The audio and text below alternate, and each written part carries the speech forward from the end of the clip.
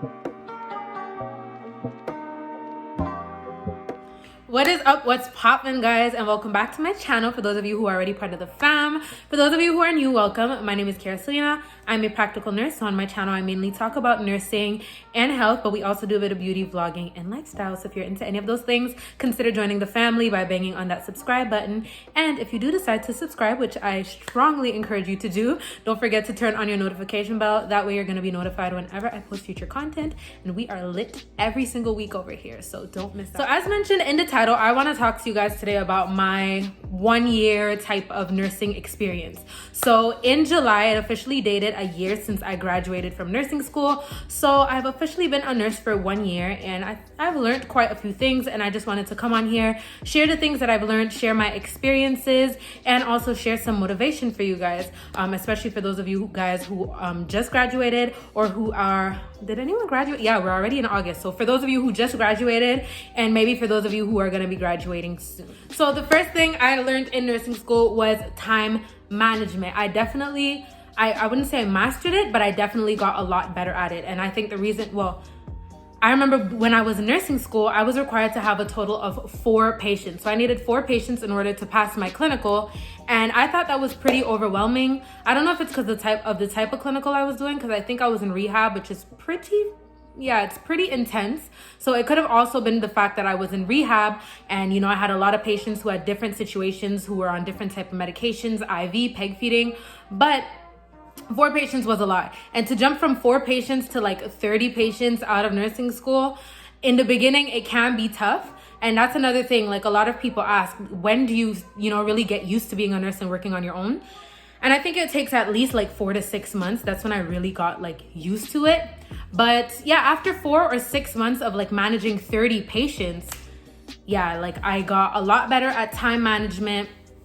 And you develop your own little techniques and stuff to kind of, get your day going, to finish your stuff early. Sometimes even with 30 patients, I might finish my work at 9 o'clock, even though my shift finishes at 11:30. So, you learn a lot. You learn your own little tricks, your own little techniques to make your life easier, to make your workday easier. And definitely time management is something big that I learned over the past year. The next thing that I learned during my 1 year of nursing is that working in geriatrics does not have to be a bad thing.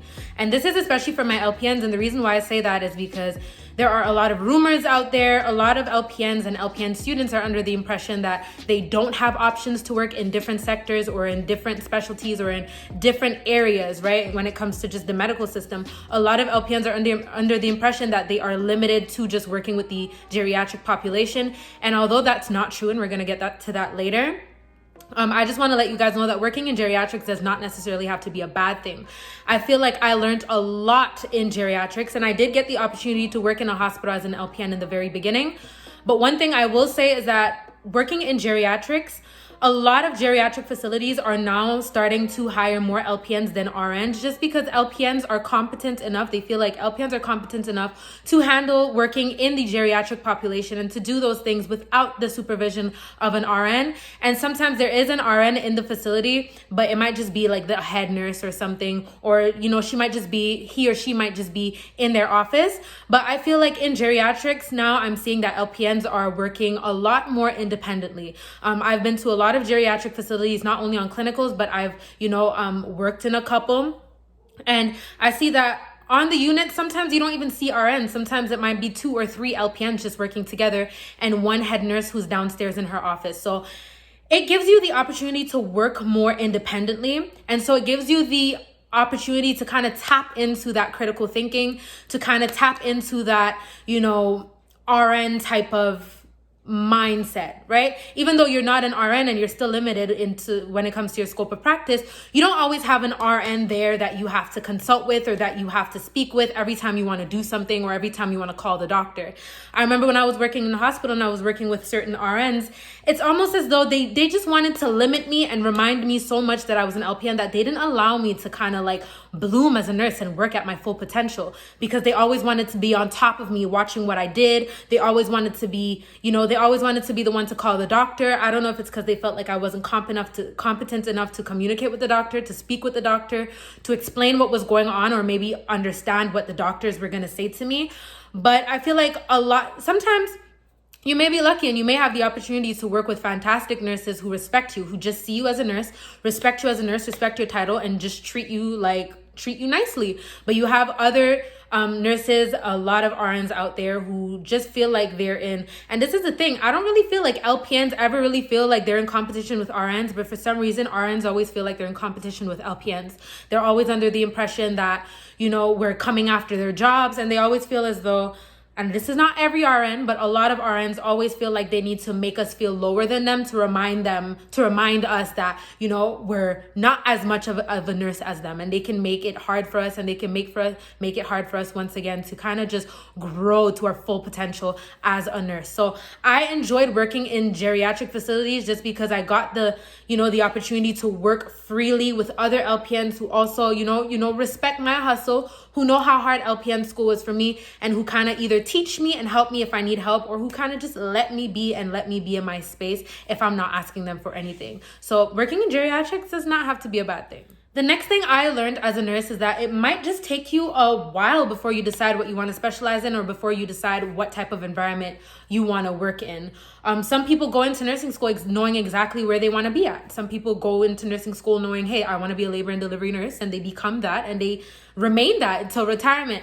And there's other people who are going to have to hop around, and who are going to have to, try working in different environments and different facilities before they can really decide what it is that they want to do. And some nurses will just never just stay in one place. I think I had a teacher who was a nurse for like 12 years, and she loved everywhere she worked at, but she just got bored. And she just got hungry for the knowledge, and she worked in cardiology for a couple years. Then she went to neurology. Then she did ER. Then she did ICU. She just hopped around just because she wanted to gain that knowledge from every single, little place, every single little sector that she could go into, instead of just staying in one place. So just because you think you know what it is that you want to do doesn't mean it's going to change. And just because you don't know what you want to do right now doesn't mean that you won't eventually figure it out. Sometimes you just need to give yourself the time to go out there, to try different things, to experience, before you can make that decision on, exactly where you want to be. And I don't even know exactly where I want to go. Initially, I said I wanted to do labor and delivery, and then I did my labor and delivery rotation, and I absolutely loved it. But then I got to work in different places, and, I was just like, hey, you know what? I might want to experience different things before just going into labor and delivery after I'm done my RN, or even trying, after my LPN. So I'm just giving myself the time to go with the flow, to jump, to experience different things before I make that decision. And it may be the same for you, but just even if you don't know exactly what sector, exactly what specialty you want, after you're done nursing school or at graduation, it doesn't matter. Just give yourself the time to, to live, to experience. And I'm sure whatever is meant for you, whatever is destined for you, you will align with it, and you will, connect with it and find yourself there at the right time, at the right moment. But don't put too much pressure on yourself. The next thing that I learned is that LPNs are not as limited as people think we are. A lot of LPNs, a lot of RNs, and even a lot of RN teachers and LPN teachers out there still think that LPNs are super limited, and that we're phasing out, and that we're gonna disappear, and that we're not gonna be needed, and that it's a waste of time. A lot of people are really under the impression that that is the case. But now, being an LPN, being the one actually applying for jobs, going to job interviews, I'm learning that that's really not true. I have had people call me back. I even had someone call me back for a permanent position. I think it was a 2-year or 3-year contract in cardiology as an LPN in a hospital, one of the biggest hospitals in Canada, for one of the biggest medical companies in Canada. I think it's one of the top 5 or something. And I got that as an LPN, as a new grad. So although I will definitely say that I have seen that there are more job opportunities for LPNs in geriatrics, only because geriatrics are now starting to realize that, hey, we don't really need to hire these RNs and pay these RNs, this amount of money if, LPNs could kind of do the same thing, and we could save money by paying them less, right? Because we obviously get paid less than RNs. So yes, there are more job opportunities in geriatrics, but that doesn't mean we are limited to geriatrics, and it doesn't mean that hospitals aren't looking for LPNs, or that you can't get a job opportunity somewhere other than, in a nursing home or in long-term care facilities. It is not true. There are opportunities out there. You just have to look for them, and you just have to take the leap and apply, and I am sure you could find something. You are not limited to just geriatrics. And this video is getting a little lengthy, so I'm going to start wrapping it up. This is not necessarily going to be something that I learned, but this is just like a little piece of advice that I want to give you. This is for all my RNs and my new grad nurses, whether RN or LPN, but especially my LPNs. Once again, I want to just give you guys this piece of motivation and tell you guys this.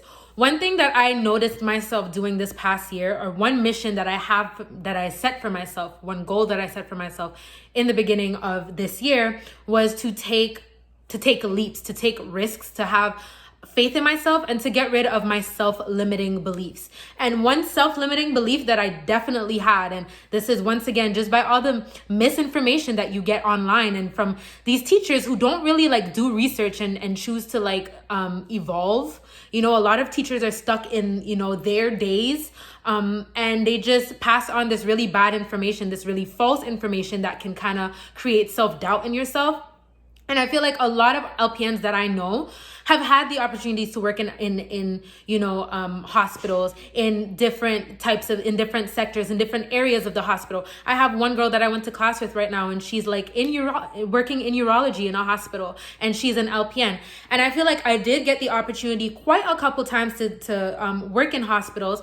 But one of the reasons why I never took it is because I didn't feel like I was competent in myself. And then I had to kind of go back and try to figure out why. And it really comes down to this whole RN, LPN thing online that you see. And once again, the false information, the misinformation that people get. A lot of RNs and a lot of LPNs are under the impression that, they can't get a better job, that they can't work outside of nursing homes because we didn't get as much training as RNs and as RNs or BSNs or whatever. And then when we do get the opportunity, we start to doubt ourselves, and we start to doubt our ability. We start to doubt our our critical thinking. We start to doubt that we can, that we just have what it takes to work in a hospital, because we feel like we need to have that RN title in order to do a good job. When I get that RN, I'm gonna go and I'm gonna work in a hospital. When I get my RN, I'm gonna do this. When I get my RN, I'm gonna do that, because we don't feel like we're good enough now as it is as LPNs.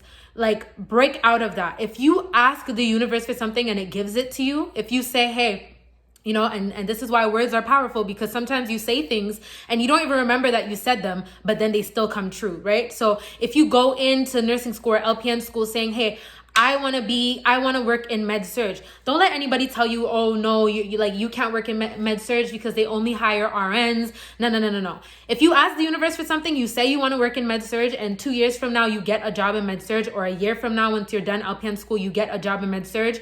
Go for it, experience it, learn. There are LPNs who have been working in hospitals since back in the day when LPNs were only allowed to do, wound care and vital signs. Because there was a time where LPNs weren't allowed to do anything. There was a time where LPNs were really only allowed to do wound care, help with ADLs and take vitals. And these LPNs are still working in these hospitals today, where now they're doing blood draws and they're doing IVs and they're doing catheters. And guess what? Nursing is always evolving. Things are always changing. Just in this year alone, there's been 2 additions to my scope of practice here in the province that I live in. So there are 2 things that I was not allowed to do when I was in nursing school that now I'm able to do. And and every year we get these 10 or 15 hour trainings to kind of update, and get familiar with the new things that they implement into our scope of practice. But think about those LPNs once again that only learned vital signs, and that only learned helping with ADLs, and that only learned basic medication administration. Those LPNs now are doing blood draws and IVs by just these 10-15 hour little refreshers and upgrades that they have to do every single year. They are comfortably working in that environment. They wish they learned all the things that you learned in school today. They wish they did, and they're doing fine. So have more faith in yourself. Believe in yourself a little more. Believe in your ability to do great and to thrive in, in the hospital, or, in working environments that are considered, more difficult or more, I don't know what the word it is I don't know the word I'm looking for, but y'all know what I'm talking about. Believe in yourself and believe that you can do it. Other nurses are doing it. Other LPNs are graduating and they're working in the hospital just fine. You know, everyone else is doing it. So why the hell can't you? Why can't you? So the video is getting a little too long, but I'm going to end it right here. I really hope this video, you know, gave you guys a little bit of motivation or made you guys feel a little better. For all of my new nurses, for all of my LPNs, all of my RNs out there, I really hope you guys enjoyed this video. If there's anything else that I forgot and that you want to add, any words of encouragement that you want to give, please feel free to leave them down in the comment section below. I would really appreciate it. I love reading your comments, and I'm sure, you know, somebody out there can use your words of encouragement as well. And if you are not yet part of the family, don't forget to join by banging on that subscribe button and turn on your notification bell. That way you will be notified whenever I post future content. I try to post as often as possible, but I try to get at least one video out for you guys every single week. So yeah, make sure you subscribe, join the family, leave your comments down below, share, and I really hope to see you guys in my next one. Bye.